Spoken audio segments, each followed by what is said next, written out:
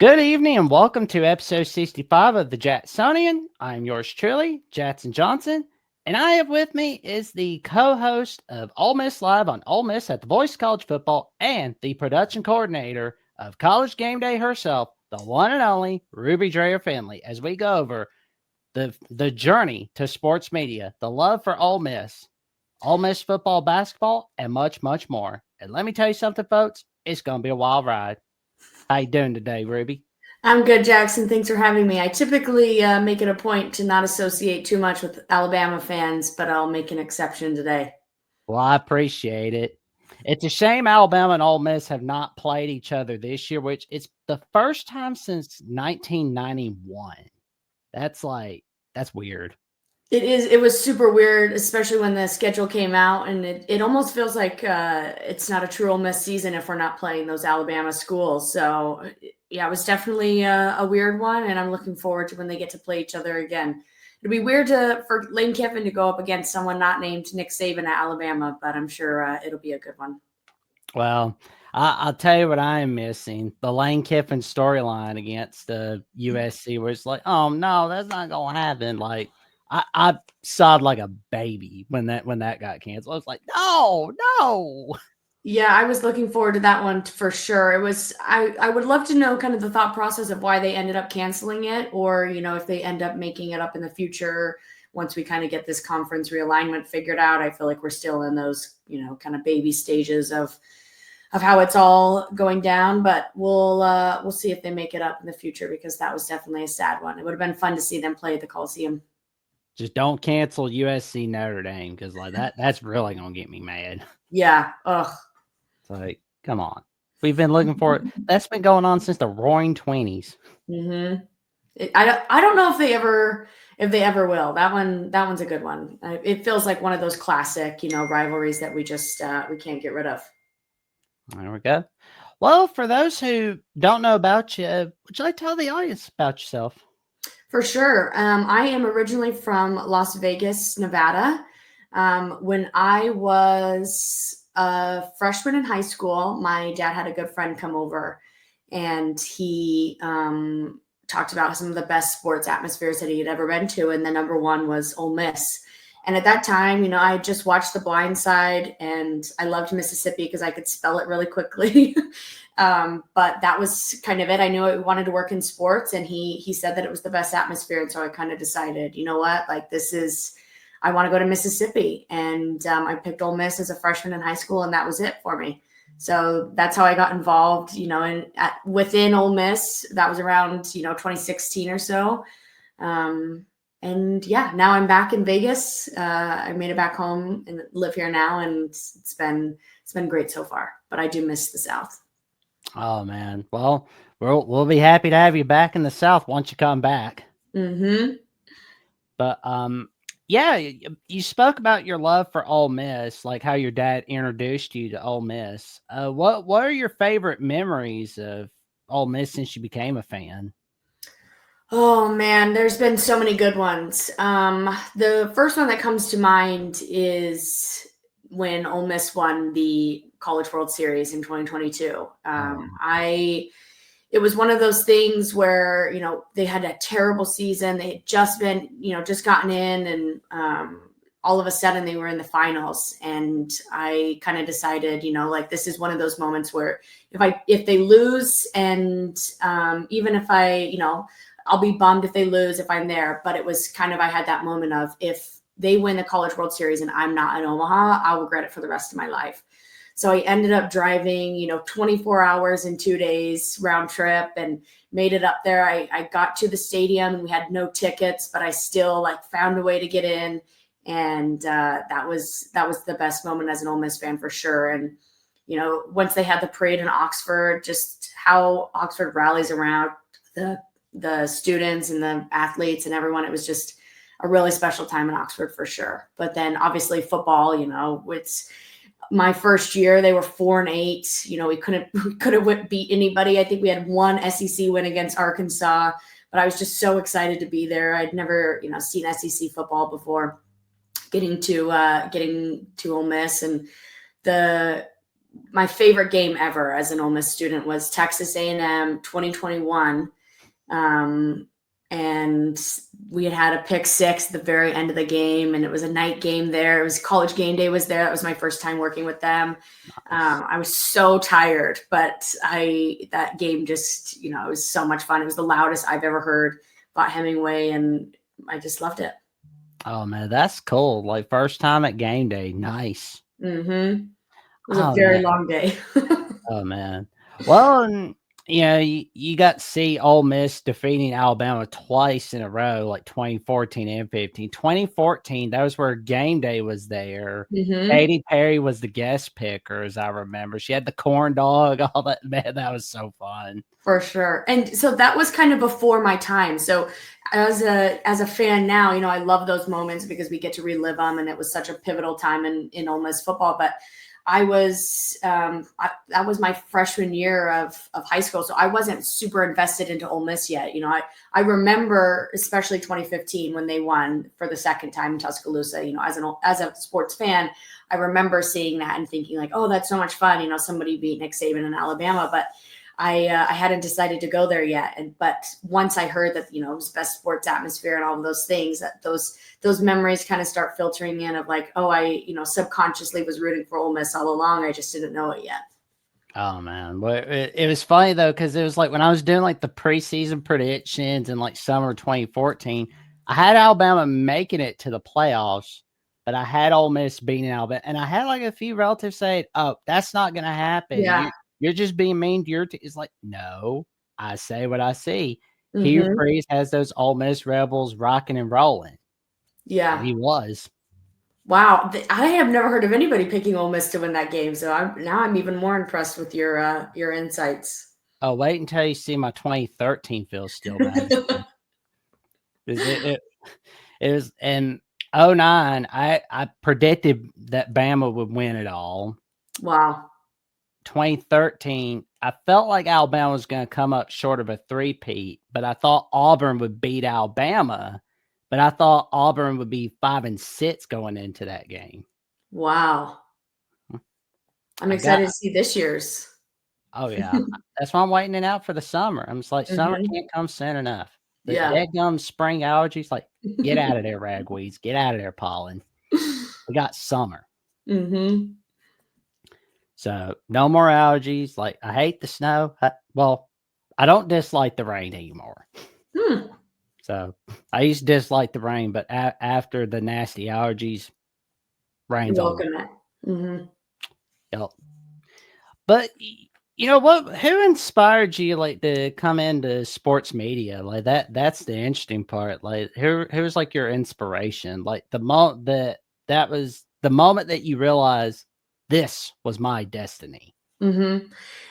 So I grew up with only one younger sister. So it's just two girls in my family. And then my dad is a huge sports fan. And so growing up, I quickly realized, if I start, watching sports with my dad, then I'd get to go on all the fun dad trips. And we were a big soccer family back then. And he was a big University of Utah football fan.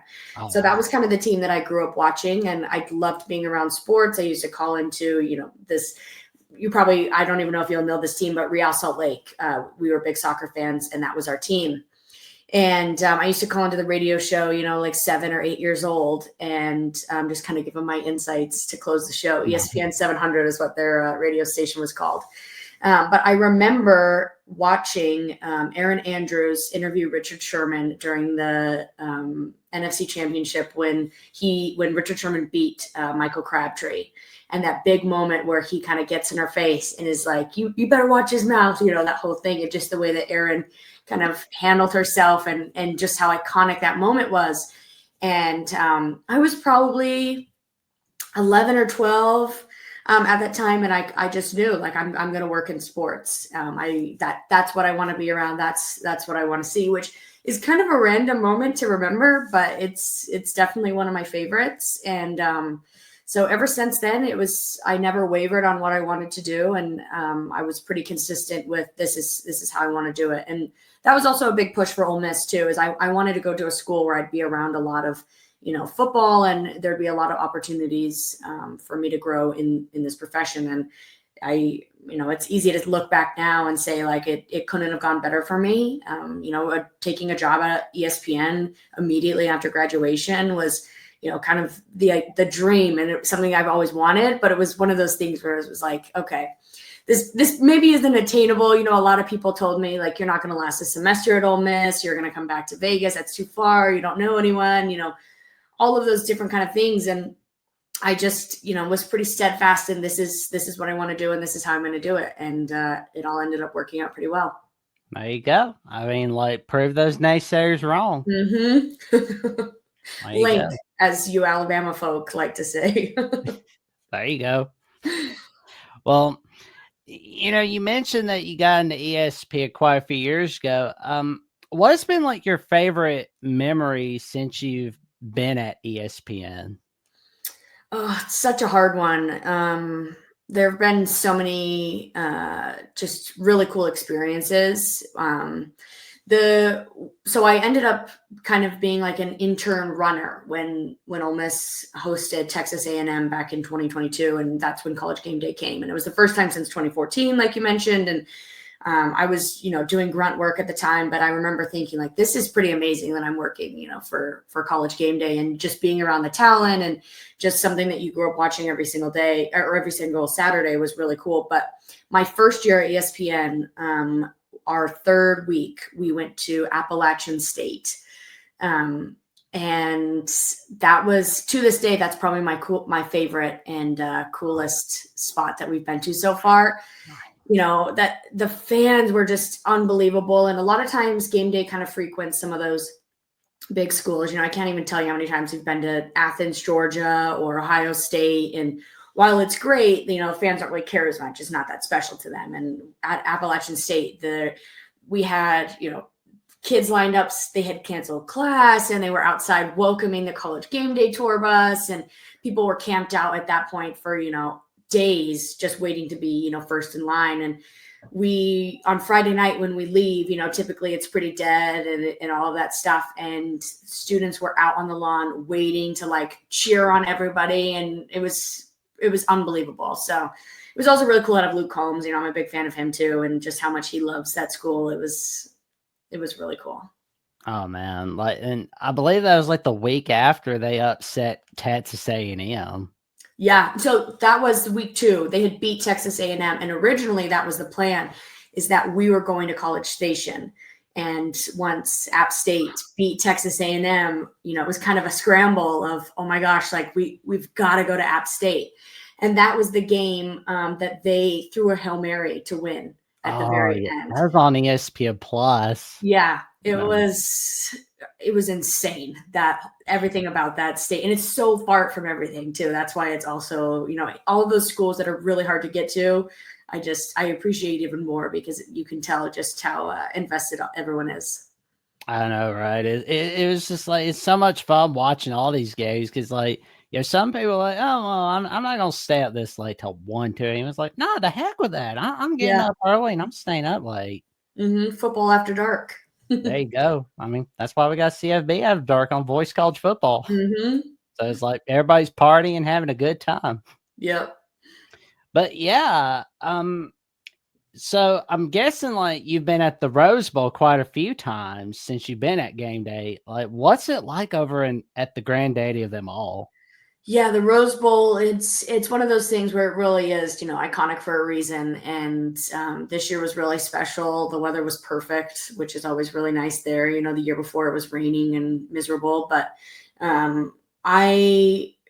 Pasadena in itself is beautiful, but it is so cool to see all of the fan fests and, set up from that. And it's similar to the Red River rivalry where, half the stadium is, in Oklahoma and Texas. And then this year, green and red with Oregon and Ohio State being there. But Rose Bowl is definitely one of my very favorite places. And, with the fires that were happening in LA this year, a week after we had all left from the Rose Bowl, everyone was kind of holding their breaths of, once we found out that the Rose Bowl had evacuated, of, this iconic symbol in college football, and arguably most of our favorite spots. You know how Kirk Herbstreit feels about it. Reese Davis, everyone's a huge fan of the Rose Bowl, and it was a little bit scary. Of, oh my gosh, like what are we going to do? What's going to be the spot if the Rose Bowl isn't there anymore? So I'm very excited that we'll be going back there, and that we get to continue that tradition.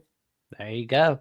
I just hope that the Rose Bowl doesn't do what the Cotton Bowl did. Take the Cotton Bowl out of the OG Cotton Bowl stadium, then switching it with the Jerry Dome. Don't be doing that to the Rose Bowl. That would be Yeah, I really hope it doesn't do that either. Obviously the stadium's pretty old, but I feel like they've been doing a lot of renovations, to keep it kind of accessible. I mean, it is miserable to get around there. I do, as much as I love the Rose Bowl, the traffic in and out of that area, 2 hours before kickoff and 2 hours after is atrocious. But it's one of those things where it's so beautiful that you kind of just deal with it, and it is what it is. But yeah, I would be very bummed if they ever moved that. Yeah, I mean that would be disastrous. Mm-hmm. Oh man, so I was thinking about one of the guest pickers that was on College Game Day for this year, Timothy Chalamet. Mm-hmm. Where it's like a lot of people are like, why are you bringing that guy as a guest picker? But then it's like he's acing the group of 5 picks. He did his research.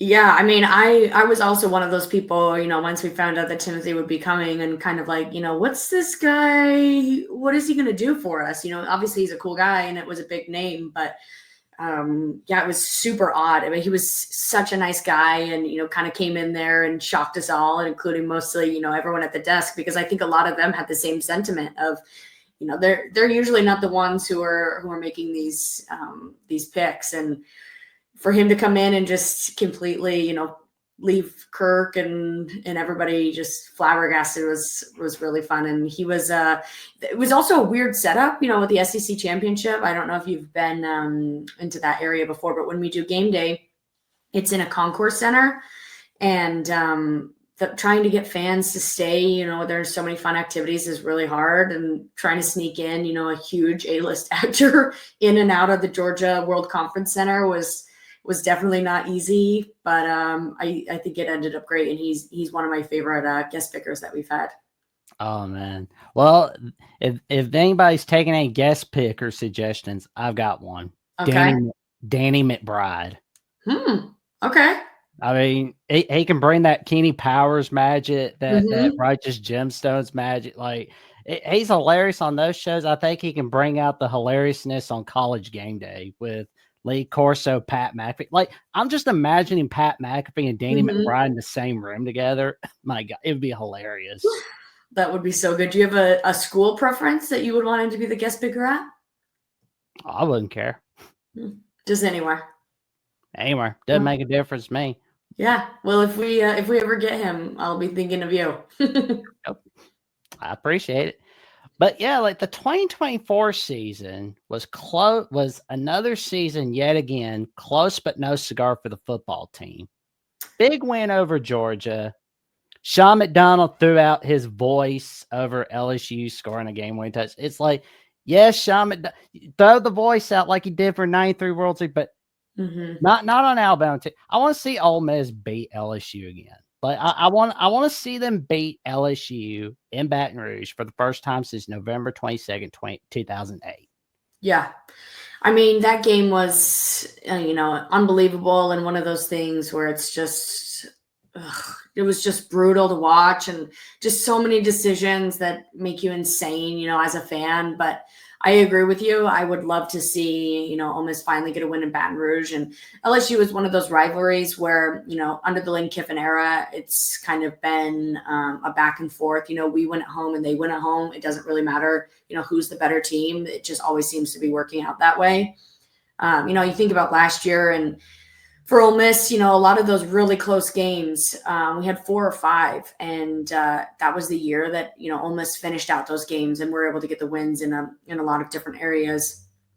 But this year, same kind of thing, like a lot of really close games. You see LSU decided by such small margins, and obviously Florida, and then the Kentucky game as well. And this is the year that they just couldn't finish those games that they probably should have. And it was frustrating as a fan, there was such big hopes and so much invested into this program to go into Florida and lose. And I was particularly a nightmare at watching the Florida game. I was watching it at, I think it was the Columbus Columbus, Ohio airport. Me and Stanford Steve were sitting at a bar watching it. And I was like, Steve, I got to go. I'm going to freaking lose my mind watching this. And he was a good sport and kind of, but it was just so annoying. And Kiffin I love him to death. And it's one of those things where I say, me and Lane Kiffin have the most toxic relationship I've ever had, because I love him and then I want to kill him at the same time. And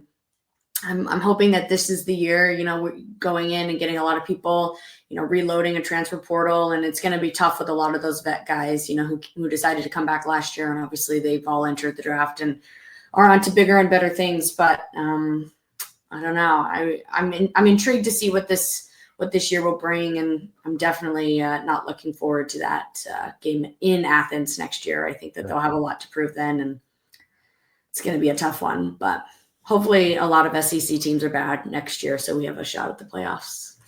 Well, there you go. But I always tell people, don't ever put yourself in a position where you need somebody to win or lose for you. For sure. And that's, after that Florida game, it seemed like everything was lost for Ole Miss. And I tend to be an optimist in all things, and seeing that there was still a chance. We just needed so and so to do whatever.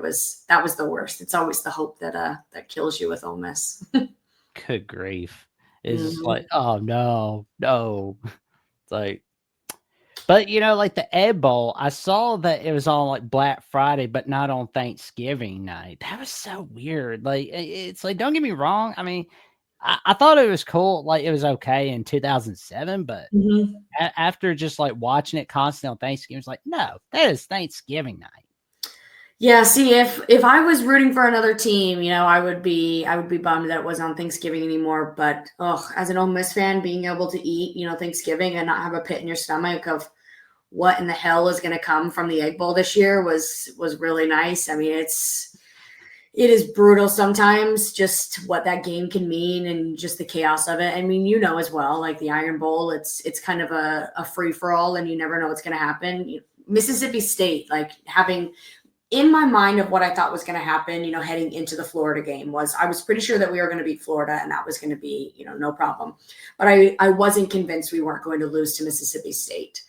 And I didn't think we were going to win both games. So I didn't expect us to lose to Florida, but here we are. And even though Mississippi State hadn't won a single SEC game, it's just one of those rivalries where, they might beat us at home and it might be miserable, but I don't know. It was nice to beat Mississippi State, because otherwise they would have felt like they had won the whole championship, and having only beat, one SEC team. But yeah, it was an okay game. It started off slow, and it had me holding my breath there for a minute, but they ended up with the win. So whatever. There you go. But like Ole Miss, there's one thing they've got benefiting them for 2025. That's that easy non-con, and the fact that LSU's coming to their backyard on week 5. So that's going to be fun. And the title drought for the SEC dates back to 1963. That was the last time they won the SEC. And the last time they won Natty was 1962. Everything was in black and white. Some people, I don't think anybody in the South could afford anything like color TV. It's like, nope, we don't have color TV. Sorry. For sure. And yeah, that's, as people always ask, like, has Ole Miss ever won a national championship? And a lot of Ole Miss fans want to claim that, and, kind of say that we did in 1963 and 1962. But yeah, I'm not team, we've won a national championship if my grandparents weren't alive for it, kind of thing, So I don't know. I hope that it will come soon. I'm not convinced that Ole Miss will ever win a national championship, if I'm being completely honest. But I also didn't think that about baseball. So, crazier things can happen, and we'll see. Oh man, it's like, at least Ole Miss isn't Mississippi State. It's like, even the nice things Mississippi State has, they can't have it. Like, the only time they've won the SEC in college football was in 1941, and even that was just like, oh no, it was like a week or so after Pearl Harbor happened. Oh my God, like, this is terrible for that university. I mean, I swear, if there's anybody that's like the Detroit Lions and the Jets combined in the SEC, it is Mississippi State, in my opinion. They always get the worst luck. They really do. I mean, they deserve it because they are the worst. But yeah, I mean, to not win an SEC championship since 1941, and you have to live in Starkville, that's got to be pretty rough. There's an Ole Miss fan. His name is Vegas Rebs. He's also he lives in Vegas, but he's not from here. But he went to Mississippi, Ole Miss, and his like entire Twitter account is trolling Mississippi State fans, like almost exclusively. It's his life mission, and it is, you know, some of my very favorite stuff because he lives this rivalry year round, and I appreciate when people are very petty, and he is the pettiest. I'll say this: he will love the magic that you, Leanne Herring, and Mark Rogers bring on Ole Miss at the Voice of College Football every Wednesday, 1 p.m. Central Time. For sure, it's been really fun to chat with them, and I could talk about Ole Miss all day, every day. So to be able to do it, you know, with other people who feel that same way, and maybe not Mark, but Leanne and I have a wonderful time chatting Ole Miss, and Mark loves to get teased by us for sure. Oh man, like there's another guy you'll love hearing his takes from the Voice College Football. He co-stars with me on Alabama The Voice College Football, but we've known each other since 2022. Guy's name is Jeffrey at Only Talk Sports, and Okay. dude's a genius. Matter of fact, like his catchphrase where he's got like "Welcome back to Only Talk Sports," where we talk sports every single day, or at least we try to. I always tell him we are going to get that catchphrase trademark. We're going to give him a T-shirt of that. So, I mean, he's one of the best friends you'll ever have for sure. And, you know, it's like, it is amazing to be, you know, seeing the magic that the Voice College Football is making, and, you know, the behind the scenes stuff you're doing at college games. It's tremendous. Yeah, it's been really fun. And like the Ole Miss basketball team, here's some more magic. Second time in school history, Sweet 16 upset the Iowa State Cyclones. Who would have thought? I mean, that was pretty shocking for, I mean, Ole Miss women's and men's are both in the Sweet 16. And this is the first time that both teams have made the tournament since, I think, 1998 or something crazy. And so for both of them, you know, to both make the tournament at the same time and to go to the Sweet 16 is really special. And I talk to a lot of Ole Miss, you know, students now, and I always tell them, like, listen, I want to be happy for you, but I'm also so jealous that the football team's good, the baseball team's good, and both of the basketball teams are good. They're just the luckiest Ole Miss fans, and it's a credit to our athletic director, Keith Carter. And I think Ole Miss fans have been saying for a really long time, you know, if you give us the resources, you know, our team can thrive, and that's exactly what we're seeing on all fronts. So it's really special. Yeah, I mean, like I've noticed that Chris Beard's working his magic in Oxford, just like everybody suspect. I mean, he worked that magic with Texas Tech, like got him to a natty. That's amazing in of itself. Texas Tech basketball, like, am I seeing pink elephants, or is this for real? Yeah, I mean, he was initially his hire. I wasn't particularly crazy about, right? Just given the timeline of things, and I don't know. I'm 100% convinced about him, but what he's doing for the program is great, and you know, I think you can't disagree that he's an amazing basketball coach, and like you said, you know what he's done with Texas Tech and some of his other stops as well, and just to take multiple teams to the NCAA tournament and to never lose in the first round. Is a credit to his basketball knowledge and coaching ability. Oh, and apparently there's some break. Well, I mean, it's gonna be like a day late because this is pre-recorded, but Troy Taylor from Stanford just got fired because of misconduct allegations. Ooh, have they said what he did? They say he wasn't really nice to the female staffers. He was bullying them. There seems to be a trend with some of those bigger coaching staff. You know, you look at Todd over at Florida, not a great reputation, and he needs to stay off Instagram. Like, yeah, like Florida's winning, so it's like, okay, are we keeping Coach off Instagram? Yeah. No Instagram DMs. Get back, Mhm. get back, get back, get back. Similar to another coach I know at Auburn. You just need to take his phone away and keep him out of Twitter DMs. Yeah, just don't be using the school phone. Don't be Mhm. doing that. Yep, private servers only. Oh man.